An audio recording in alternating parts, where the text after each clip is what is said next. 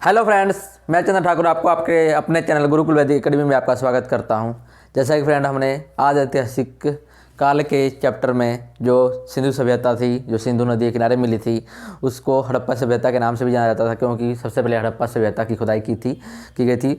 हमने उनके कुछ जो विशेष स्थल जो प्राप्त हुए थे उनके बारे में पढ़ लिया, जैसे कि हड़प्पा सभ्यता और मोहनजोदड़ो के बारे में पढ़ लिया। ठीक है, उसके बाद हमारे जो अब आने वाले हैं, जैसे चंद्रहुद्रो आ गया, कालीबंगा आएगा, लोथल आएगा, रंगपुर आएगा, ये सभी जितने भी हैं स्थल जो हमें विशेष रूप से जो स्थल इंपॉर्टेंट बनते हैं एग्जाम के लिए, सभी के बारे में एक एक करके हम उनके जितने भी इंपॉर्टेंट पॉइंट्स हैं सभी के बारे में पढ़ेंगे। तो चलिए स्टार्ट करते हैं। देखिए, हमारे पास सबसे अब पहले जो अभी है चंद्रहुद्रो है, जो कि 1931 में इसको गोपाल मजूमदार ने खुदाई की थी और खोज की थी। ठीक है, किसका? चंद्रहुद्रो 1931 में खुदाई की गई थी, जिसका खुदाई किसने किया था? गोपाल मजूमदार ने। तो ये आपका पॉइंट क्लियर होता है, एग्जाम के पॉइंट ऑफ व्यू से बहुत ही इंपॉर्टेंट है गोपाल मजूमदार का नाम, जो आपके एग्जाम में देखने को मिल सकता है। और ये सभ्यता के बारे में जानने से पहले एक बात जान लीजिए, ये भी आपको चंद्रहुद्रो जो है ये एक सिंधु नदी के किनारे भी ये मिला था। इसको जो खोज की गई है सिंधु नदी के किनारे ही की गई है, जो ये आपके पाकिस्तान में ही पाया जाता है। और एकमात्र ये ऐसा शहर जो मिला है जो दुर्ग रहित था, यानी कहने का मतलब है कि हमारा जो सिंधु सभ्यता थी या सिंधु सभ्यता या हड़प्पा सभ्यता की बात करें, उनकी तकरीबन जितने भी शहर मिले हैं सभी दुर्ग रहित का मतलब होता है कि किला से वो आसपास से घिरे हुए होते हैं, चारों तरफ से घिरा हुआ होता है। उसके एंट्री के लिए एक प्रमुख दरवाज़ा होता है, शहर में एंट्री करने के लिए दरवाज़ा होता है, जिससे आप उस शहर में एंट्री कर सकते हैं, और आसपास से बाउंड्री से घिरा हुआ होता है, इसको दुर्ग बोला जाता है। तो ये एकमात्र शहर था जो दुर्ग रहित था, और ये एक औद्योगिक शहर भी है, इसको आप एक औद्योगिक शहर भी कह सकते हैं। ठीक है, क्यों औद्योगिक शहर करने का कारण है? क्योंकि इस शहर में जो है ज़्यादातर कि यहाँ पर बहुत से जैसे सामान मिले हैं, जो हमें साक्ष्य मिले हैं, जो वहाँ पर एक कारखाना हुआ करता है, कारखाना से ही ये सभी चीज़ें बनती थी, जैसे कि मेकअप की सामग्री। यहाँ ज़्यादातर जो ये चंद्रहुद्रो जैसे आप एक इसको याद करने का तरीका भी बताऊँगा मैं, लेकिन आप जानिए इसके पहले कि जो औद्योगिक शहर है ज़्यादातर यहाँ पर फीमेल से रिलेटेड यानी लेडीज़ के सामान ही ज़्यादातर इसमें बनाए गए हैं, जैसे कि लिए मेकअप सामग्री। तो औद्योगिक शहर होने के बावजूद यहाँ पर मेकअप सामग्री का बनाया जाता था, जिसमें से लिपस्टिक हो गया, शीशा हो गया। देखिए, लिपस्टिक बनेगा तो उसको लगाने के लिए शीशा में देख के ही बनाया जाएगा। मनका भी बनता था, गुड़िया बनती थी, सुई बनती थी। और आप ये देखिए, जो मोस्टली चीज़ें जो आप जैसे लिपस्टिक हो गया, शीशा हो गया, मनका हो गया, गुड़िया हो गया, ये सभी फीमेल से ही रिलेटेड है ना, लेडीज़ से ही रिलेटेड है, जो कि सभी को लड़कियाँ ही यूज करती हैं ये सभी चीज़ें। तो ये प्रमुख चीज़ें हो गई।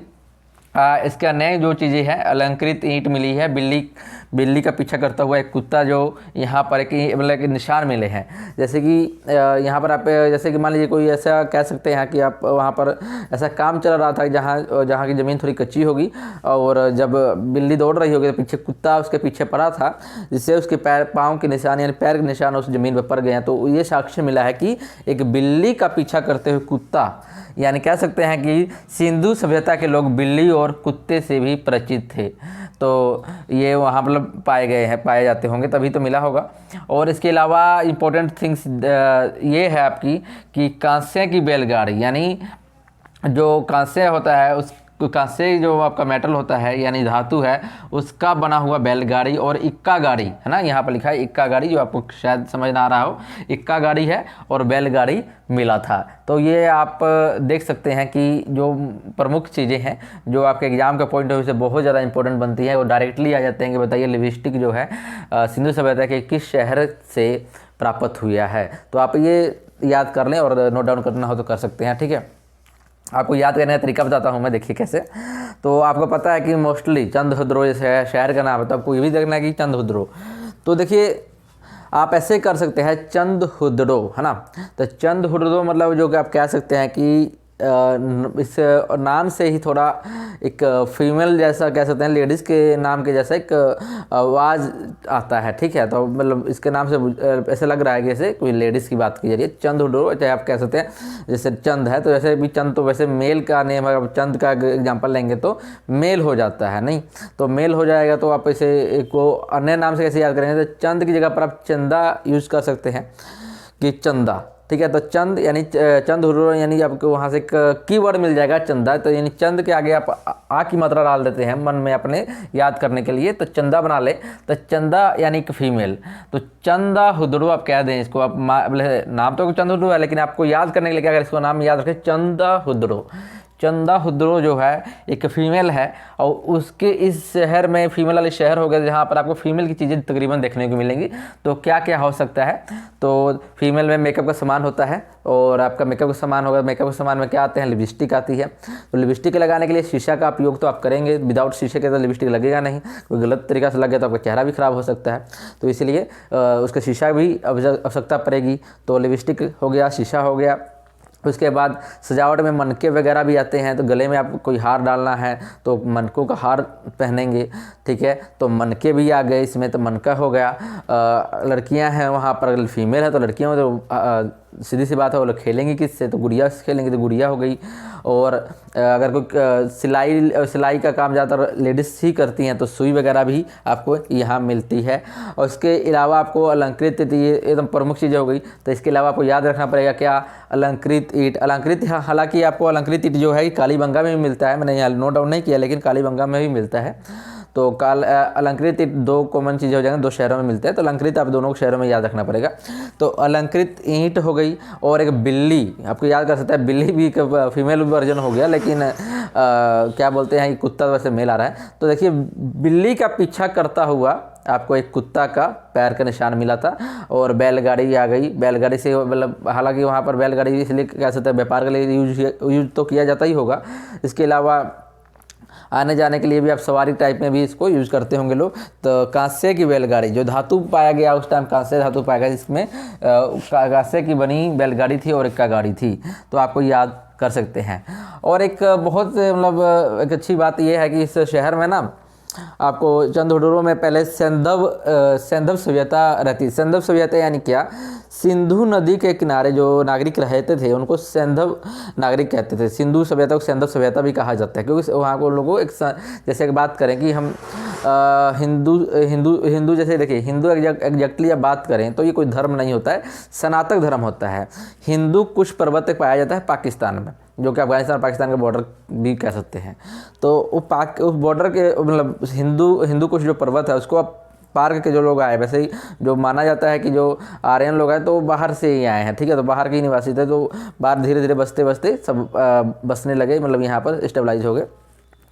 तो वहाँ से अगर हिंदू पर्वत को पार के जो लोग यहाँ आके रहने लगे तो क्या हो गए, हिंदू लोग कहलाने लगे। हिंदू को पर्वत को पार के जो इंसान, जो आदमी, जो लोग आए उस टाइम, तो वो हिंदू कहने लगे। तो धीरे धीरे हिंदुओं के मतलब काफ़ी ज़्यादा लोग हिंदू तो इस वजह से कहा जाने लगा। लेकिन धर्म है स्नातक, हिंदू कोई धर्म नहीं होता। हिंदू एक कह सकते हैं कि मतलब भौगोलिक नेम पर गया, नाम पर गया, कि भौगोलिक नाम इस वजह से पड़ गया कि आप हिंदू पर्वत की साइड में रह रहे थे, हिंदू कहा है, ठीक है। तो फिर धीरे धीरे हिंदुस्तान बन गया। उसी तरह तो ये हिंदुस्तान हो गया, तो हिंदू सभ्यता आ गई। तो इसे बात कर सकते हैं। तो पहले ही सिंधु नदी किनारे जो ये आपको पाया गया था चंद हुर्रो, तो यहाँ की जो सभ्यता थी को सैंधव सभ्यता के नाम जाना जाता, सैंधव सभ्यता। धीरे धीरे सैंधव सभ्यता से उसके बाद वहाँ पर सैंधव सभ्यता के बाद आपकी जो सभ्यता आई वो आपकी थी झांगर संस्कृति आई और आपकी झुक्कर संस्कृति आई। यानी जो आपके कह सकते हैं कि यहाँ पर मैंने वैसे नोट डाउन नहीं किया, आपको याद रख सकते हैं कि चंद हुर्रो जो है ये एक सिंधु नदी किनारे मिलती थी। और यहाँ जो सभ्यता या संस्कृति थी वो संस्कृति कौन सी थी, सैंधव संस्कृति थी।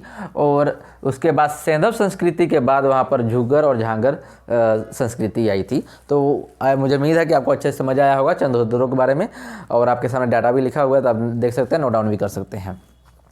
चलिए, और आपका आप नेक्स्ट देखते हैं कालीबंगा। कालीबंगा देखिए, कालीबंगा का जो अर्थ होता है काले रंग की चूड़ियाँ, ये आप कह सकते हैं काले रंग की चूड़ी कह सकते हैं, या काले रंग की मिट्टी की बनी चूड़ियाँ ये भी कह सकते हैं। तो देखिए आपको याद करना है तो इसका अर्थ कैसे है। बंगा, बंगा को मतलब क्या हुआ, इंग्लिश में आप जानते हैं चूड़ियों क्या बोला जाता है, बैंगल बोला जाता है। क्या बोला जाता है, बैंगल्स बोले जाते हैं चूड़ियों को। तो बंगा से आप इसको बैंगल याद कर सकते हैं। बंगा यानी बैंगल, जिसका मतलब हुआ चूड़ियाँ। और ये काली, काली मतलब काला, काले रंग हो गया। तो काला एक कलर का ही आपको एक संकेत देता है। तो क्या हुआ कि काले रंग की चूड़ियाँ हो गई, ठीक है। क्लियर हो गई है। तो कालीबंगा का क्या अर्थ होगा, काले रंग की चूड़ियाँ। तो यहाँ से को क्या क्या शख्स मिलते हैं, तो चूड़ी तो मिलेगी ही मिलेगी आपको, ये आपको याद यूजली होगा, यहाँ से चूड़ी तो मिलेगी ही मिलेगी। ठीक है, अब ये मत कन्फ्यूज होना है कि चंदहुदरो अगर वहाँ पर औद्योगिक शहर था तो वहाँ पर आपके लेडीज़ से जो मेकअप की सामग्री मिली है तो चूड़ियाँ भी वहीं से मिली होगी, नहीं। ये बहुत ज़्यादा मतलब एक क्या कन्फ्यूजन बन जाता है एग्जाम अगर एक क्वेश्चन आ जाए और आप लोग ऐसे ही याद कर लेते हैं मेकअप की सामग्री जो मिली थी चंदहुदरो से मिली है, तो चूड़ियाँ भी मेकअप में ही आता है, तो इसमें आप डाल लेते हैं तो चंदहुदरो पर टिक कराएंगे, तो जो कि गलत हो जाएगा। आपको ये स्पेशली याद करना पड़ेगा कि जो चूड़ियाँ थी या चूड़ी थी आपको कालीबंगा से ही मिलेगी। तो आपको यहाँ कालीबंगा बैंगल से याद रख सकते हैं चूड़ी, तो आपको कालीबंगा से चूड़ी मिली, ये बस याद रख लेना है। ठीक है, इसके अलावा इसमें कुछ अन्य मेकअप का सामान नहीं है। ठीक है, जूते हुए खेत के साक्ष्य मिलते हैं कहाँ से, कालीबंगा से। एक बहुत ही अगर अच्छी बात बोलूँ मैं कि सिंधु सभ्यता के जो लोग थे वो आपके अपरिचित थे उससे क्या बोलते हैं, हल से। तो यानी हल के लिए खेत की जुताई करने के लिए हल का उपयोग नहीं करते थे, क्योंकि ये लोग अभी अपरिचित थे, यानी इन लोगों को हल के बारे में नहीं पता था। तो लेकिन ये जुताई कैसे होती थी, तो इनकी जो जुताई ये लोग क्या करते थे, जो कुदाल होता था तो कुदाल से मिट्टी काट के उसकी जुताई किया करते थे। आपको ये समझ होनी चाहिए, क्योंकि हल अगर आपका आ जाए तो आप गलत कर सकते हैं। तो ये आपको याद रखना कि हल से क्या थे, अपरिचित थे। हल का जिक्र आएगा आगे किसी में तो मैं आपको बता दूंगा अच्छे से, लेकिन फिलहाल आप जाने कि जो हल से क्या थे, अपरिचित थे, यानी पूरे सिंधु सभ्यता में हल का कहीं भी जिक्र नहीं है। ठीक है, तो जूते हुए खेत का जो साक्ष्य मिलता है हमें कालीबंगा से मिलता है। चूड़ियाँ स्पेशली आप बैंगल से याद कर सकते हैं, इसमें मिला है। हवन कुंड बोलें या इसको अग्नि कुंड बोलें, हवन कुंड बोलें या इसको आप अग्नि कुंड भी कह सकते हैं। तो कहाँ से मिला, हवन कुंड भी आपको कालीबंगा से मिला। एक पल्ला दरवाज़ा, यानी मैं बताऊं एक पल्ला दरवाज़ा का मतलब क्या हुआ कि आप देखे होंगे, देखिए आपके घरों में देखते होंगे कि आप गेट खोलने के लिए 2 पल्ले होते हैं, तो ऐसे खोलते हैं तो गेट खुलता है, फिर बंद कर सकते हैं। एक होते हैं गेट कैसे, आप पूरा एक प्लाई का होता बना हुआ होता है दरवाज़ा, उसको आप एक साइड से ही बंद कर सकते हैं, एक साइड से वो ज्वाइंट होता है, दूसरे साइड से वो बंद होता है, तो उसको बोलते हैं एक पल्ला दरवाज़ा।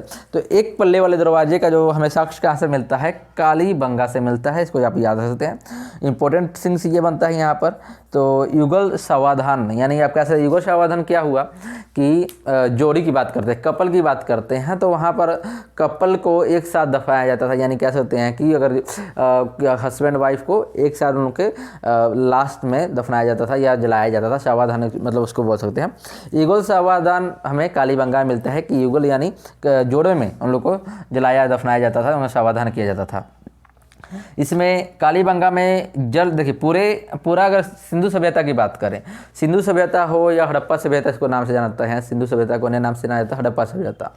तो पूरे हड़प्पा सभ्यता की बात कर लें या सिंधु सभ्यता की आप बात कर लें, तो उसमें जो इनका जो बना हुआ जो मतलब पूरा जो शहर बना हुआ था सिंधु सभ्यता के टाइम में, एक प्रॉपरली एक नागरिक सभ्यता इसको बोला जाता था, एक शहरी सभ्यता ही बोला जाता था। देखिए पूरे वर्ल्ड की आप बात करें, पूरे विश्व की बात करते हैं तो सबसे पहली सभ्यता की बात करेगा तो मेसोपोटामिया सभ्यता आपकी आती है। पूरे विश्व में सबसे पहली सभ्यता थी वो मेसोपोटामिया की थी। लेकिन वो जो मेसोपोटामिक सभ्यता थी वो कि गांव की सभ्यता थी, यानी उसमें प्रॉपरली आपके शहर का विकास नहीं हुआ था। गांव में कहीं नालियां बह रही हैं, कहीं पर किस प्रकार का घर बना हुआ है, कहीं किस प्रकार के लोग रह रहे हैं, मतलब उन लोगों का एक मैनेजमेंट अच्छे से नहीं, प्रबंध नहीं था। ठीक है, लेकिन आप सिंधु सभ्यता में आते हैं तो ये इसको एक शहरी सभ्यता के नाम जाना जाता है, इसलिए जो विश्व की प्रथम शहरी सभ्यता जो है वो हमारी सिंधु सभ्यता है, क्योंकि यहाँ पर प्रॉपरली घर जो बने हुए थे प्रॉपर मैनर में बना हुआ था, अच्छे से ही उनको बना हुआ था। जितनी भी सड़कें थी यानी चौड़ी सड़कें थी, चौड़ी सड़कें थी तो उनका सड़कें हमेशा एक दूसरे को समकोण पे काटते थे। समकोण का मतलब है कि सड़क ऐसे जा रही है तो एक दूसरी इधर से आ रही है, यानी चौराहे पर कट करती थी, यानी समकोण बनाती थी। तो ये कह सकते हैं कि प्रॉपरली था। सेकेंड अब थर्ड चीज़ में आप ये देख सकते हैं सिंधु सभ्यता में क्या था कि यहाँ व्यापार वगैरह का भी बहुत अच्छे से प्रबंध था, और यहाँ के लोग वाणिज्य थे, यानी मतलब कह सकते हैं व्यापार का बहुत ज़्यादा रुचि रखते थे, तो इसलिए शहरी सभ्यता में इसको काउंट किया जाता है। उद्योग वगैरह भी देखने को मिलता है। तो ये हो गया, तो आप याद कर सकते हैं। तो यहाँ पर लेकिन इसी वजह से एक शहरी सभ्यता था यहाँ पर, शहरी सभ्यता होने के बावजूद सभी शहरों में, इस सिंधु सभ्यता के सभी शहरों में जल निकास प्रणाली या पानी का प्रबंधन के लिए, आपको मैनेजमेंट के लिए पानी का प्रॉपरली मैनेजमेंट सभी शहरों में होता था। लेकिन कालीबंगा एक ऐसा शहर है, इसमें कालीबंगा ऐसा शहर था जहाँ जल निकास प्रणाली का अभाव था, यानी पानी को जो वेस्ट पानी था जो यूज करने के बाद निकलता था नाली वगैरह का प्रॉपर नहीं था, यहाँ पर आप कह सकते हैं अच्छे ढंग से नहीं बना हुआ था। इसकी खुदाई 1953 में बीके थापर और ब्रजवासी लाल ने की थी। आप ये भी देख सकते हैं, इसकी खुदाई किसने की थी? बीके थापर और ब्रजवासी लाल ने इसकी खुदाई की थी। ठीक है, तो आप देख सकते हैं। ठीक है, तो ये आपकी है अलंकृत ईंट के बारे में मैंने बताया। अलंकृत ईंट जो यहाँ भी थी, इसमें भी अलंकृत, आपको कालीबंगा में भी अलंकृत ईंट देखने को मिलती है। तो पूरे सिंधु सभ्यता में 2 शहरों में अलंकृत ईंटें मिलती हैं, चंद्रद्रोह और आपके कालीबंगा में। मैंने हालांकि यहाँ नहीं लिखा है, तो आप याद कर सकते हैं। जुते हुए खेत जो मिले हैं, तो आप इससे ये चीज़ भी साक्ष्य मिला था कि यहाँ जुते हुए खेत थे, यहाँ 2 अलग अलग फसलें इसमें उगाई जाती थी। तो आप समझ सकते हैं कि उस टाइम भी, मतलब आज देख लीजिए कितने पुराने समय की बात है कि वहाँ उस टाइम भी लोग एक शहरी सोच वाले थे, एक अच्छे ढंग से प्रॉपरली मैनर में रहा करते थे। तो ये एक अच्छी सभ्यता है। तो चलिए इसके बाद के जो शहरें हैं उसके बारे में भी देखते हैं। चलिए अब देखते हैं, हमारे सामने रोपड़ है। रोपड़ की जो खोज की गई थी 1953 यानी 1953 में की थी, यज्ञदत्त शर्मा ने की थी। ठीक है, ये यज्ञदत्त शर्मा, इन्होंने रोपड़ की खोज की। रोपड़ हालांकि ये जो है पंजाब में, हमारे भारत के पंजाब सतलुज नदी के किनारे ये जो साइड थी वहाँ पर इसकी खोज की गई थी। सिंधु सभ्यता का जो एक रोपड़ शहर की खोज, हमारे रोपड़ पंजाब में जिला है रोपड़। ठीक है, तो रोपड़ जिले में ही 1953 में यज्ञदत्त शर्मा ने इस साइट की खोज की थी। सिंधु सभ्यता के एक और स्थल की खोज की गई। यहाँ पर मानव के साथ साथ पालतू कुत्ते का शव भी मिलता है। यानी जैसे कि पता है कि आपको याद होगा, मैंने पढ़ाया था नवपाषाण काल में, जो प्रपाषाण जो आपका पाषाण युग था, तो उसमें था नवपाषाण काल जो लास्ट में था, जिसमें मैंने बुर्ज होम के बारे में बताया था। जिस बुर्ज होम में मानव के साथ साथ उसके पालतू कुत्ते को भी दफनाया गया था। उसी तरह रोपड़ में भी मानव के साथ साथ उसके पालतू कुत्ते को भी दफनाया गया, उसका शव का साक्ष्य हमको मिला था। ठीक है, तो ये आपके रोपड़ के से जो इंपॉर्टेंट चीज़ें हैं रोपड़ से रिलेटेड, जो हमारे सिंधु सभ्यता के रोपड़ शहर से रिलेटेड जो भी चीज़ें थी, मैंने आपको बता दिया। तो हालांकि फ्रेंड, जो भी जितने भी देखिए अब पॉइंट सब देख रहे हैं कम होते जा रहे हैं, क्योंकि इतने ही इंपॉर्टेंट बनते हैं। देखिए पढ़ने के लिए आप तो पूरा इसके बारे में आप बुक ले आए तो बुक में बहुत सारी चीज़ें मिल जाएंगी। ठीक है, लेकिन एग्ज़ाम में आपके जो आने वाले चीज़ें हैं वही आपको नोट डाउन कराया जा रहा है, जो कि इंपॉर्टेंस है। ठीक है, चलिए अब नेक्स्ट देखते हैं बनवाली। बनवाली शहर जो है 1974 में इसकी खोज रविंदर सिंह बिष्ट ने 1974 में की थी, बनवाली शहर की खोज।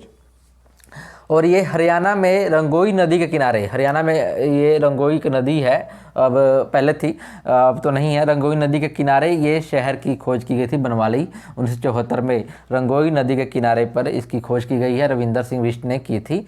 और इसमें जो था देखिए घरों में सोख्ता, घरों में सोख्ता के यानी मतलब क्या है, यहाँ भी अभी हाल ही में पीछे आपको बताया था मैंने कि जहाँ क्या बोलते हैं कि कालीबंगा में आपको नालियों का जो नालियाँ थी, यानी कैसे जल निकासी का जो अभाव था, उसी प्रकार बनवाली में भी जल निकास का क्या था, अभाव था। यानी पानी नहीं निकलने का कोई रास्ता नहीं था। घर इसलिए घरों में सोख्ता बने थे, जहाँ पर पानी को इकट्ठा, सोख्ता यानी क्या, एक गड्ढे बना दिए जाते हैं। आप देखे होंगे गाँव वगैरह में होते हैं कि वहाँ पर नालियाँ नहीं बनी हुई है, तो घर के पीछे या घर के आगे होता है कि एक गड्ढा खोद दिया जाता है, और घर का जितना भी आप नलके से पानी जो भी निकासी होता है निकल के गड्ढे में जाके क्या होता है, गिरता है, और धीरे धीरे वहाँ गड्ढे में पानी भरते भरते अपने ज़मीन इसको मिट्टी का तो होता है, तो क्या ज़मीन उसको सोखता जाता है, सोख लेता है, इसीलिए इसको बोलते हैं सोखता। तो इस प्रकार जो बनवाली था, बनवाली शहर में, बनवाली स्थल में क्या था कि नालियों का अभाव होने की वजह से वहाँ पे घरों में सोख्ता बनाई गई थी। तो आप ये याद रख सकते हैं। यहाँ की सड़कें एकमात्र, यानी कह सकते हैं कि आप सिंधु सभ्यता के पूरे शहर में एकमात्र शहर जहाँ सड़कें टेढ़ी मेढ़ी थी। यानी बनवाली शहर की जो सड़कें थी क्या थी, टेढ़ी मेढ़ी थी, ये अच्छे नहीं थी। जैसे कि अभी मैंने बताया हड़प्पा सभ्यता में तकरीबन जितने भी शहरें मिलती थे वहाँ पर आपको एक सभी सड़कें एक दूसरे को समकोण पर विभाजित करती थी, काटती थी। तो यहाँ पर क्या थी, सड़कें टेढ़ी मेढ़ी थी। अब आते हैं हमारे सुरकोटदा भी एक गुजरात में पाया गया शहर है। ये गुजरात में ये शहर मिला था, जिसकी खोज 1964, देखिए इसकी खोज जो चली थी 1964 से 68 के बीच में चली थी, या 64 to 68 आप कह सकते हैं। तो यानी एग्जाम में तो आपको अगर 64 आ जाए तो 64 दे दें, 68 आ जाए तो 68 दे, लेकिन इनके बीच में भी डेट आ सकता है, ठीक है। तो आपको वो रखना है ध्यान, क्योंकि इसकी खोज लगातार 64 यानी 1964 से शुरू होने के बाद से 1968 तक इसकी खुदाई मतलब चलती रही। इसकी जो खुदाई थी जगत पट्टी जोशी ने की थी। किसने की थी? जगत पट्टी जोशी। आप देख पा रहे होंगे, अगर आपको नहीं समझ आ रहा तो समय बोल रहा हूँ मैं।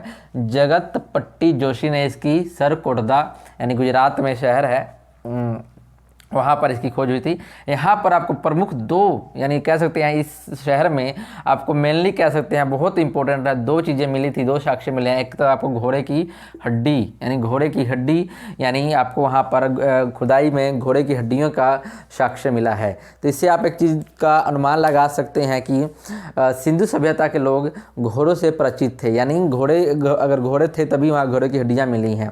तो घोड़े से परिचित थे, सुरकोटदा के लोग क्या थे? घोड़े से परिचित थे, तो यानी घोड़े की हड्डियाँ मिली हैं। और यहाँ पर एक इम्पोर्टेंट तो यह है कि पूरे आपके सिंधु सभ्यता में सुरकोटदा शहर में आपको कलश समाधान मिला है। क्या मिला है? कलश समाधान।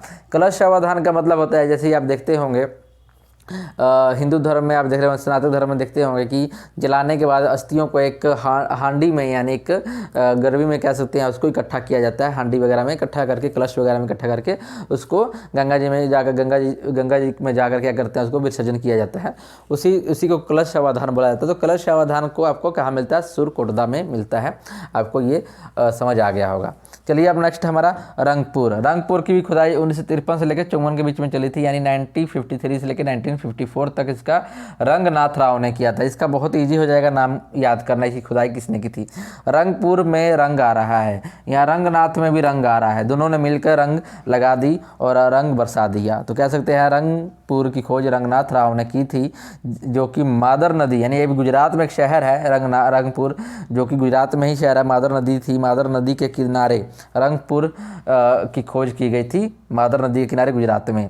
यहाँ पर आपको दो चीज़ें ही भी मिल रही हैं यहाँ पर जो प्रमुख आपके एग्जाम के पॉइंट ऑफ व्यू से इंपॉर्टेंट है। एक तो है धान की भूसी और दूसरी आपकी कच्ची ईंटों का दुर्ग, यानी यहाँ पर जो दुर्ग बना हुआ था यानी आपको शहर को जो घेरा गया था वो आपको कच्ची ईंटों से घेरा गया था। तो कच्ची ईंटों का दुर्ग कह सकते हैं और धान की भूसी कह सकते हैं, आपको यहाँ से मिला रंगपुर से। तो ये आपके इंपॉर्टेंट जो भी थे, एक बार रिपीट करता हूँ। जगदत्त शर्मा ने लोकपरी खोज की थी, मानव के साथ कुत्ते का शव मिला था, जो कि आपके नवपशान में भी बुरजहों में भी सेम तरीके का मिला था। बनवाली की खोज 1974 में रविंदर सिंह बिष्ट ने की थी। देखिए कंफ्यूज मत होना है, नहीं होना आपको। एग्जाम में क्या हो सकता है ये इसका इसको आर एस बिष्ट भी बोला जाता है, आर एस बिष्ट भी कह सकते हैं, ठीक है। आर एस बिष्ट भी आ सकता है एग्जाम में। तो अरविंदर सिंह बिष्ट आ गया, ठीक है, नहीं तो आर एस बिष्ट भी आ जाता है, तो कन्फ्यूजन नहीं होइएगा क्योंकि ये भी है, क्योंकि इनका शॉर्ट नेम हो गया अरविंदर सिंह बिष्ट, ठीक है। तो आर एस बिष्ट हो गया और इसकी जो हरियाणा में रंगोई नदी के किनारे ये शहर मिला था, ये आपको याद रखना है। और ये जो हुआ था, घर में एक सोख्ता, यहाँ पर जल का निकासी का अभाव होने की वजह से घरों में सोख्ता भी यहाँ मिला बनवाली में, और सड़कें टेढ़ी मेढ़ी थी। सरकोटदा में जाइए, भी गुजरात का शहर है, ठीक है, गुजरात का शहर है। 1964 में खुदाई शुरू हुई तो 1968 तक चली थी, जिसकी खोज की थी जगपट्टी जोशी ने। घोड़े की हड्डी भी यहाँ मिलता है और कलश का समाधान मिलता है। रंगपुर में आइए, रंगपुर की बात करें तो ये गुजरात का एक शहर है रंगपुर, जिसे 1953 से 54 तक किसी खुदाई चली थी, जिसको रंगनाथ राव ने की थी। मादर नदी के किनारे शहर मिला था और यहाँ पर धान की भूसी और कच्ची ईंटों की दुर्ग मिला। तो ये आपके रहा, ठीक है। तो इसके बाद आप जो हमारे शहर वगैरह धोलावीरा वगैरह बचा है, धोलावीरा को भी देख लेते हैं। चलिए अब हमारा जो आखिरी दो रह गए हैं, धोलावीरा और लोथल। तो सबसे पहले धोलावीरा के बारे में समझते हैं। धोलावीरा का क्या अर्थ है? धोला का मतलब होता है सफ़ेद और वीरा का अर्थ है आपका कुआं, यानी सफ़ेद कुआं, जिसकी खोज 1985 से 90 तक चली, जिसे आर एस बिष्ट ने किया था, जिसको हम रविंदर सिंह बिष्ट भी कह सकते हैं। फुल फॉर्म इनका होता है रविंदर सिंह बिष्ट ने इसकी खुदाई की थी। और ये जो है धोलावीरा, ये गुजरात का ही एक शहर है। रन के कच्छ में कादिर द्वीप पर मिला था, यानी रन के जो गुजरात में रन का कच्छ है उसमें ही कादिर द्वीप है, वहाँ पर ये खुदाई में, धोलावीरा की खुदाई में साक्ष्य मिले थे।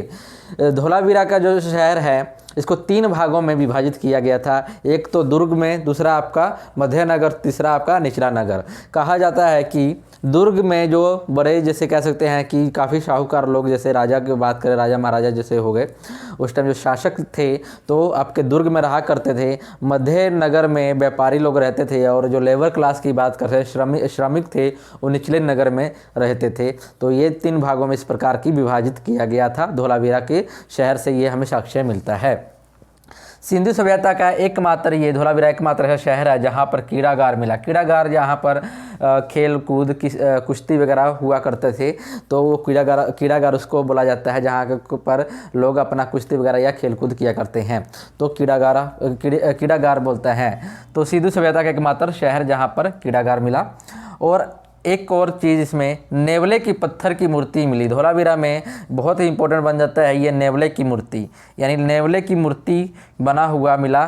तो इसे आप कह सकते हैं कि यह धोलावीरा के लोग भी नेवले से परिचित थे।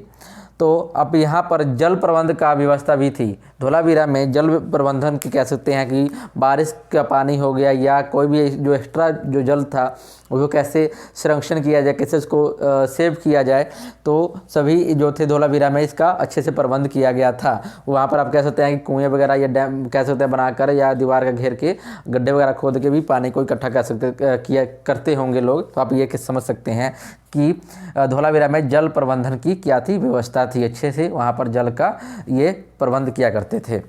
तो आपको धोलावीरा अच्छे से समझ आ गया होगा। धोलावीरा के बारे में कहा जाता है कि भारत में एकमात्र, कह सकते हैं कि भारत में एकमात्र, तो आपको क्रीड़ागार इसका है ही। भारत का ये दूसरा सबसे बड़ा स्थल भारत में, यानी देखिए आप पूरे बात कर रहे हैं सिंधु सभ्यता की बात करते हैं, तो पूरे सिंधु सभ्यता में सबसे बड़ा शहर की बात करें तो आपको कौन सा आएगा? मोहनजोदड़ो आपका सबसे बड़ा शहर आता है, सबसे बड़ा नगर आता है पूरे सिंधु सभ्यता की बात करें तो। अगर भारत की बात करेंगे तो भारत में सबसे बड़ा शहर जो आता है राखीगढ़ी आता है, जो कि हरियाणा में पाया जाता है राखीगढ़ी।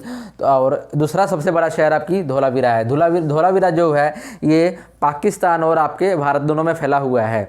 तो आप स्थल की बात करें, स्थान की बात करते हैं तो स्थल की बात करें तो पूरे सिंधु सभ्यता में सबसे बड़ा स्थल की बात करते हैं तो आपका धोलावीरा बढ़ता है। अगर नगर की बात करते हैं, अगर शहर की बात करते हैं तो आपका मोहनजोदड़ो बनता है, लेकिन स्थल की बात करते हैं तो धोलावीरा बनता है। जो कि अगर भारत की बात करेंगे तो भारत में अगर नगर की बात करेंगे दूसरा सबसे बड़ा नगर होगा। पहला सबसे बड़ा नगर अगर भारत में देखा जाए तो आपका राखीगढ़ी बनेगा सबसे बड़ा नगर भारत में। भारत के सिंधु सभ्यता का सबसे बड़ा नगर जो है आपका राखीगढ़ी है, दूसरा सबसे बड़ा नगर जो है आपका धोलावीरा है। तो धोलावीरा से ये कुछ प्रमुख बातें, कुछ इंपॉर्टेंट पॉइंट्स थे, मैंने आपको ये बता दिए। चलिए अब देखते हैं लोथल जो है ये भी एक गुजरात का ही शहर है, जो एक बंदरगाह के रूप में इसको जाना जाता है। इसके बारे में भी जान लेते हैं।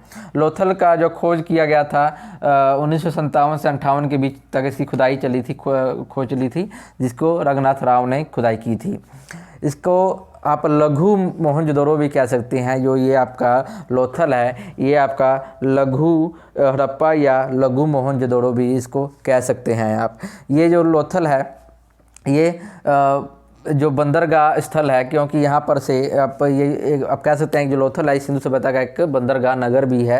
ये बंदरगाह नगर था और ये यहाँ से ही तकरीबन ये व्यापार वगैरह जो हमारे होते थे विदेशों में, उस टाइम हड़प्पा सभ्यता के कालीन में जो विदेश से व्यापार किया जाता था इसी बंदरगाह स्थल से ही किया जाता था। इसके बारे में अच्छे से आपको बताता हूँ, पहले जानिए।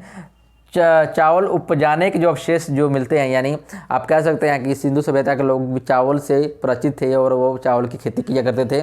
इसके जो साक्ष्य आपको यहाँ से मिलते हैं आपके लोथल से। आपने रंगपुर में भी पढ़ा होगा, रंगपुर में मैंने बताया था वहाँ धान की भूसी मिली थी। इसका मतलब क्या होता है कि आप समझ सकते हैं कि कैसे सिंधु सभ्यता के लोग चावल की खेती से भी क्या थे वो परिचित थे, यानी उसको जानते थे। तभी चावल की वहाँ पर धान की भूसी मिली थी और यहाँ चावल के उपजाने की, यानी चावल के दाने वगैरह की भी जब मिले होंगे तभी चावल की उपज की जाती थी। और एक बात, एक चित्रित मृदभांड मिला, यानी लोथल में एक चित्रित मृदभांड यानी कि बर्तन मिला कह सकते हैं, यानी वो चित्र बना हुआ था जिसमें पंचतंत्र की कहानी जो है, पंचतंत्र की कहानी चलाक लोमड़ी की याद दिलाती है। देखिए पंचतंत्र किताब है जो विष्णु शर्मा द्वारा लिखी गई है। विष्णु शर्मा द्वारा किताब लिखी गई है जिसका नाम है पंचतंत्र। पंचतंत्र में जो कहानी है एक लोमड़ी के बारे में कहानी है, जो चलाक लोमड़ी की कहानी के बारे में उसमें पंचतंत्र में जिक्र है। तो उसी प्रकार यहाँ पर एक मृदभांड मिला था, जिस मृदभांड पर एक चित्र बना हुआ था, जो चित्र हमें लोमड़ी की मतलब चित्र बना होगा जो हमको पंचतंत्र की कहानी यानी जो विष्णु शर्मा की किताब है पंचतंत्र उसकी कहानी की याद दिलाती है। तो आप कह सकते हैं कि मृद यानी लोथल के लोग भी क्या थे, लोमड़ी से भी परिचित थे, तभी लोमड़ी की चित्र उन्होंने बनाई होगी। और यहाँ पर अन्न पीसने की चक्की यानी लोथल में अन्न पीसने की चक्की यानी जैसे अनाज वगैरह हो गया, खेती वगैरह कर लिए, उसको पिसवाने के लिए यहाँ से आपको मिलता है कि ये साक्ष्य मिलेगी, अन्न पीसने की चक्की भी यहाँ से मिली। और कुछ फारस के मोहर मिलते हैं, जैसे मैंने अभी बताया आपको कि लोथल एक बंदरगाह स्थल है जहाँ से हमारा व्यापार होता था, विदेशों में व्यापार करते थे।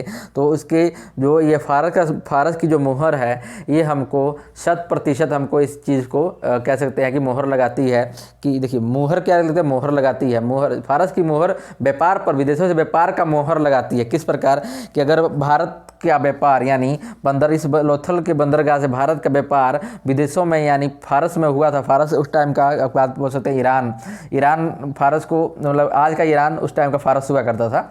तो फारस में व्यापार किया गया होगा, तभी तो वहाँ का जो सिक्का यानी वहाँ का जो मुहर है हमारे भारत में यानी लोथल शहर में सिंधु सभ्यता के जो कि लोथल स्थल है वहाँ पर साक्ष्य मिला है। तो इस प्रकार कह सकते हैं कि ये विदेशों में व्यापार होता था। हाथी के दांत भी मिले हैं, तो यानी कह सकते हैं कि लोथल में हाथी के दांत मिले हैं। तो यहाँ पे लोग क्या थे, हाथी से भी परिचित थे और नाव वगैरह भी थी। तो यानी अब कह सकते हैं कि नाव वगैरह थी, तभी जाकर वो व्यापार विदेशों में आने जाने का काम किया करते थे। तो आपको लोथल भी अच्छे से जानकारी मिल गई और धोलावीरा के बारे में अच्छे से जानकारी मिल गई। अगर आपको कोई किसी प्रकार का अन्य आपको कोई डाउट हो तो आप कमेंट कर सकते हैं, पूछ सकते हैं, हम आपके जानकारी देने के लिए प्रस्तुत होंगे। ठीक है, तो आपके बारे में एक बात और जान लीजिए कि राखी गढ़ी के बारे में बता दें। राखी गढ़ी जो है वो भी हमारे हरियाणा का ही एक शहर में भी खुदाई की गई और उससे मिला। तो राखी गढ़ी में कुछ खास ऐसे साक्ष्य नहीं मिले हैं, लेकिन आप इतना कैसे जान सकते हैं राखी गढ़ी जो है भारत का सबसे बड़ा स्थल है हमारे सिंधु सभ्यता में। यानी देखिए सिंधु सभ्यता जो है हड़प्पा और मोहनजोदड़ो ये क्या थी, ये पाकिस्तान में हड़प्पा की खुदाई की गई थी सिंधु नदी के किनारे, तो इसको सिंधु सभ्यता कहा जाने लगा। तो ये आप कह सकते हैं कि सिंधु सभ्यता जो है पाकिस्तान से शुरू होते हुए भारत के आलमगीरपुर यानी उत्तर प्रदेश में चला जाता है। आप पूरब में जाइएगा तो, और नीचे दक्षिण में जाइएगा तो आपका गुजरात वगैरह का स्थान आपको देखने को मिल गया है। तो ये चीज़ें थी आपके हड़प्पा सभ्यता यानी आप सिंधु सभ्यता यानी आद्य ऐतिहासिक काल में जो हमारे साक्ष्य मिले थे। देखिए आद्य ऐतिहासिक काल का लिखित साक्ष्य मिला है, यानी आद्य ऐतिहासिक काल का हमारे पास लिखित साक्ष्य है, बट उसे पढ़ा नहीं जा सकता क्योंकि इस टाइम की जो इनकी लिपि हुआ करती थी यानी हड़प्पा सभ्यता में उसमें एग्जाम्पल हम देख लिए। तो इस टाइम इसकी जो लिपि हुआ करती थी, जो लिखने की कला होती थी, वो एक चित्रात्मक लिपि थी, यानी एक चित्र बनाकर या आप बोल सकते सांकेतिक लिपि होती थी जिसे वो भावनात्मक कह सकते हैं, उसको भाव वगैरह प्रकट करते थे चित्र बनाकर। तो इसलिए उसको पढ़ा नहीं जा सका है। तो ये चीज़ें आपको बता दी गई। बाकी इनके सामाजिक जीवन कैसा था, इनका व्यापार करने का तरीका कैसा था और इनका धार्मिक जीवन कैसा था, शवाधान कैसे करते थे, सभी के बारे में जानकारी हमारी नेक्स्ट क्लास में दी जाएगी। तो फ्रेंड अगर आपको ये वीडियो अच्छी लगी तो प्लीज़ चैनल को सब्सक्राइब कर दें, वीडियो को शेयर कर दें और लाइक कर दें। Okay, take care, bye bye.